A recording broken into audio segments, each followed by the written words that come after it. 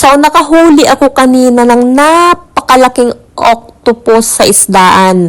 Nalinisan ko na siya at if nakikita nyo yung kulay itim na parang mata, nagdadalawang isip ako kung dapat ko bang tanggalin yan. Pero hinayaan ko na lang kasi baka pampaganda yan, sayang naman.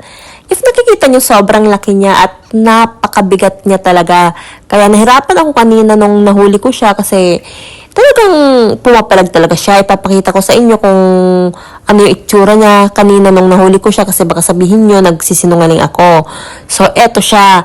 Ganyan, yan yung itsura niya nung nahuli ko siya. Talagang ang lukot-lukot niya talaga. If nakikita nyo, talagang pumapalag talaga siya. So, ngayon, lagyan na natin ng sibuyas. Hinati ko sa dalawa kasi alam ko ang pakiramdam ng mag-isa. At lagyan na natin ng 3 dahon para I love you. Kapag naghiwalay, I hate you. At ngayon, lagyan na natin ng tubig kasi ang octopus, kailangan talaga nila ng tubig para humabang buhay. At takpan natin para hindi makawala. At kumulo na nga siya. Medyo nabahala ako sa part na to kasi parang tumayo siya. Kaya ang ginawa ko, binuksan ko siya kasi baka may gusto siyang sabihin. Hay, nautusan pa talaga akong pumunta ng supermarket. So, inisa-isa ko ng kinuha kung ano yung mga pinapabili niya. Pagbigyan natin kasi minsan lang naman mag-request.